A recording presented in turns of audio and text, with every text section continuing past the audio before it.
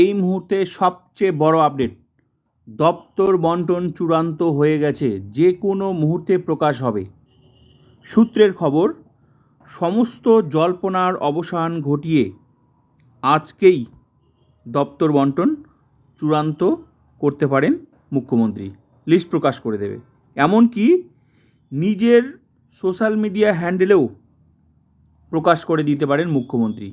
Latest update এটাই যে আজকেই তোমরা শিক্ষামন্ত্রী কে সেটা জেনে যাবে।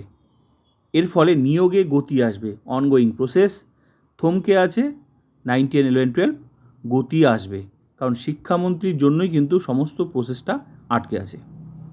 তো এসএসসির চেয়ারম্যান নিয়োগ হয়ে যাবে, পার্মানেন্ট সভাপতি মধ্যশিক্ষা পর্ষদ, রিজিওনাল অফিসে সেখানেও চেয়ারম্যান নেই, তারপরেই প্রসেস শুরু হয়ে যাবে।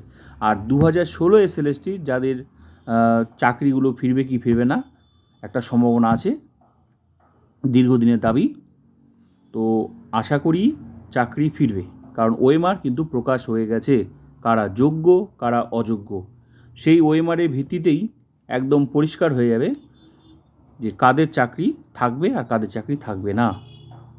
সঙ্গে 2025 এসএলএসটি অনগোয়িং প্রসেস গতি আসবে, এটা তোমাদের জন্য গুড নিউজ। তবে দপ্তর বন্টন চূড়ান্ত হয়ে গেছে, লেটেস্ট আপডেট, যে কোনো মুহূর্তে লিস্ট কিন্তু প্রকাশ হয়ে যেতে পারে, হওয়ার সম্ভাবনা, তবে আজকেই বেশি সম্ভাবনা।